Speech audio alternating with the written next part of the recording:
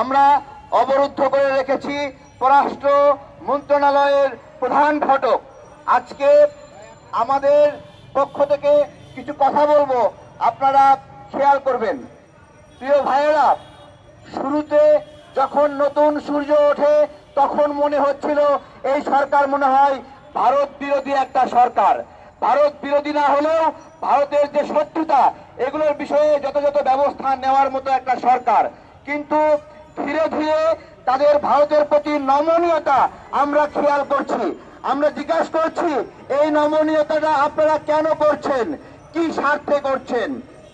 এই এপ্রিল মাসে 4 জন বাংলাদেশি নাগরিককে ইন্ডিয়ান বিএসএফ হত্যা করেছে, যার মধ্যে শুধুমাত্র ঝিনাইদহে 2 জনকে হত্যা করা হয়েছে।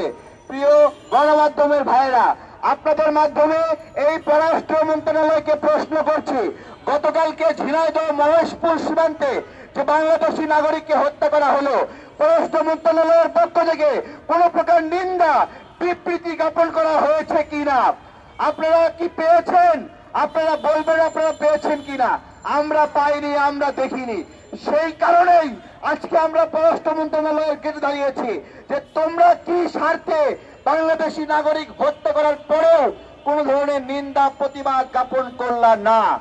আমরা শুধু তাই নয়, আমাদের স্বরাষ্ট্র মন্ত্রণালয়, এর আগে একজন স্বরাষ্ট্র উপদেষ্টা ছিলেন, এখন আরেকজন আছেন, এখন 2 জনই বলেছিলেন যে এখন আর ভারতকে পিঠ দেখায় চলবেন না, আমার বিজিবি পিঠ দেখায় চলবে না। আমার কথা হলো, এই এপ্রিল মাসে 4 জন নাগরিককে হত্যা করা হলো, তোমরা পিঠ দেখিয়েছো নাকি মুখ দেখিয়েছো? প্রশ্ন করছি। সুন্দর সুন্দর কথা বলে মানুষকে মোহিত রাখে, মানুষকে মোহগ্রস্ত রাখে, এসব সুন্দর কথা আপনারা বলছেন, কিন্তু মানুষকে তো মরতে হচ্ছে। মানুষকে মরতে হচ্ছে না। ইন্ডিয়ান বিএসএফ বলে তারা আত্মরক্ষার্থে গুলি করেছে। আমার কথা, এ পর্যন্ত গত 10 বছরে 27 জন শিশুকে তারা গুলি করে হত্যা করেছে। এই শিশুগুলো, এই যে স্বর্ণা দাস, সেও কি ইন্ডিয়ান বিএসএফ কে প্রতিরোধ করতে গিয়েছিল, যে কারণে তাকে হত্যা করা হলো?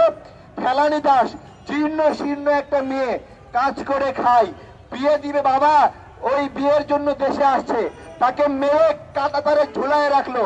সেও কি ইন্ডিয়ান বিএসএফ কে প্রতিরোধ করতে গিয়েছিল? সেও কি মাদক ব্যবসা করতে গিয়েছিল?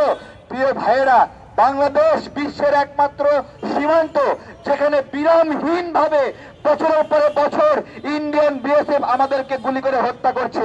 আমাদের আফসোস, আমাদেরও একটা সীমান্ত রক্ষী বাহিনী আছে ভাই, সেইটা কোনোদিন তাদের কাছে আমরা বন্দুক দিয়েছি, গুলি দিয়েছি।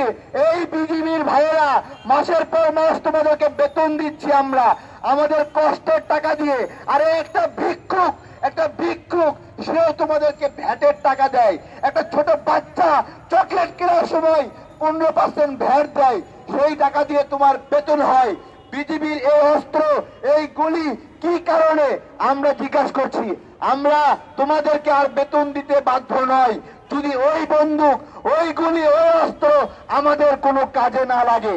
এই বিজিবি গণঅভ্যুত্থানের মধ্যে বাংলাদেশের ভিতরে ঢুকে বাংলাদেশের নাগরিককে হত্যা করেছে, গুলি করেছে, হাই রেঞ্জের গুলি করেছে। এই বিজিবির একটা গুলি ইন্ডিয়ান বিএসএফ এর বিরুদ্ধে কাজে লাগলো না ভাই। এত টাকা বেতন দেয় আমরা, এত বড় বিজিবির দপ্তর, এত বড় বড় অফিসার শুধু গরম গরম কথা বলে আমাদেরকে আকৃষ্ট করে। আমাদের কথা পররাষ্ট্র মন্ত্রণালয় আজকে আমরা অবরুদ্ধ করে রেখেছি। আমরা পররাষ্ট্র মন্ত্রণালয়ের ভিতর থেকে 1 2 জন সচিবকে আমরা বলবো আমাদেরকে পররাষ্ট্র উপদেষ্টার সঙ্গে কথা বলার সুযোগ করে দেন। আমরা জিজ্ঞাসা করতে চাই, ওনার হাঁটু কাঁপে কেন? আমরা এখান থেকে স্মারক দিয়ে স্বরাষ্ট্র মন্ত্রণালয়ে যাব, আমরা ওনাকেও জিজ্ঞাসা করবো। ঝুলায় কথা বলেন উনি, সুন্দর করে কথা বলেন, মানুষ মনে করে বোকা শোকা লোক, কিছু বোঝে না, এরকম একটা ভাব ধরে থাকে, সহজ সরল মানুষ। কিন্তু আপনি আমার এইখানে আপনাকে কেন প্রয়োজন? বাংলাদেশের নাগরিকদের সুরক্ষা দেবেন, সুরক্ষিত করবেন, তাই নয়? সেই বার্গেনিং এ আপনারা সফল নয়, সেই বার্গেনিং এ আপনারা পারেন নাই। ওইদিকে চীন এবং পাকিস্তান, এই 2 দেশের সঙ্গে ভারতের বৈরিতা চলছে। বাংলাদেশকে সিদ্ধান্ত নিতে হবে তারা ভারতের পক্ষে অবস্থান নেবে নাকি চীন এবং পাকিস্তানের নৈতিক পক্ষ নেবে। কেন বলছি? এইটা আমাদের আন্তর্জাতিক রাজনীতির একটা অংশ যে আমরা ভারতের দ্বারা যে নিপীড়নের শিকার হয়েছি, এই নিপীড়নের পরেও আমরা চীন পাকিস্তানের সমর্থন নেব নাকি ভারতের পক্ষ নেব? এই পক্ষ নেওয়া এই জন্য জরুরি, এইটা প্রতিশোধ নেওয়ার সময় ভাইয়েরা 10 বছরে শত শত হাজার মানুষকে হত্যা করেছে ইন্ডিয়ান বিএসএফ। তার প্রত্যুত্তরে আমরা যদি এখন ভারতের পক্ষ নেই তাহলে হবে না।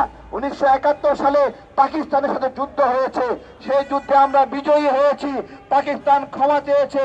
আমরা সব সময় তাদেরকে বলবো তারা সঠিক কাজ করেনি, কিন্তু 2025-এ এসে আমি বলতে চাই ভারতের চেয়ে পাকিস্তান এই মুহূর্তে অনেক ভালো মানের বন্ধু। ভারতের চেয়ে চায়না এই মুহূর্তে অনেক ভালো মানের বন্ধু। এই বন্ধুত্বকে গ্রহণ করে ভারতীয় আগ্রাসনকে রুখে দিতে হবে। আজকে আমরা পররাষ্ট্র মন্ত্রণালয়ের কাছে যাচ্ছি, জানতে চাইব তারা কেন গতকালকে হত্যার প্রতিবাদ জানায় নাই, এবং এরপরে স্বরাষ্ট্র মন্ত্রণালয়ে যাব, আপনাদেরকে জানাবো কেন তারা এই প্রতিবাদে অংশ নেয়নি। আমাদের স্মারকে কি লেখা আছে আমরা একটু 1 মিনিটে পড়ে শোনাবো, আপনাদের কাছে ছবি এবং কপি দিয়ে দেবো ইনশাল্লাহ।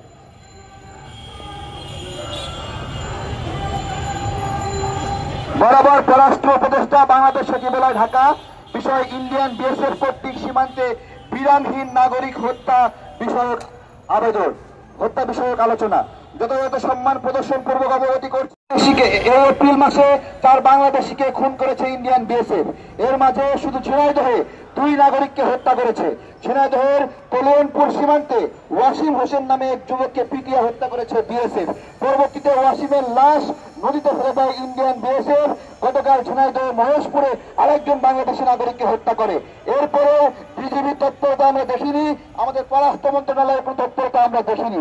সীমান্তে বিরামহীন হত্যাকাণ্ডের জন্য পার্শ্ববর্তী রাষ্ট্র ইন্ডিয়াকে জবাবদিহি আওতায় আনার কোনো উদ্যোগ আমাদের চোখে পড়ে নাই। বাংলাদেশের নাগরিকদের জননিরাপত্তাহীনতার পরিস্থিতিতে আম জনতার দল গভীর উদ্বেগ প্রকাশ করছে।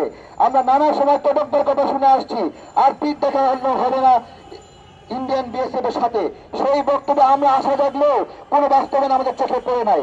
আমরা জানতে চাই এই হত্যাকাণ্ডের ঘটনায় কোনো ইন্ডিয়ান বিদেশ বিষয়ক কর্মকর্তাকে ডেকে শোকজ করা কেন হলো না? আমরা দেখেছি ভারতে বাংলাদেশের নাগরিকদেরকে আটক করে হয়রানি করা হচ্ছে, বাংলাদেশের নাগরিকদেরকে। আমরা পররাষ্ট্র মন্ত্রণালয় এবং স্বরাষ্ট্র মন্ত্রণালয়কে যৌথভাবে আলোচনা করে ব্যবস্থা নেওয়ার অনুরোধ করছি, যাতে করে এই বাংলাদেশে বিরাজমান অবস্থান করা অবৈধ ইন্ডিয়ান নাগরিককে গ্রেপ্তার করে এখান থেকে বের করে দেওয়া সম্ভব হয়। আমরা দ্রুত চাই 7 দিনের মধ্যে সকল অবৈধ ইন্ডিয়ান নাগরিককে আটক করতে হবে এবং বের করে দিতে হবে, যেভাবে ইন্ডিয়ানরা এটা করছে। সবাই একমত? একমত?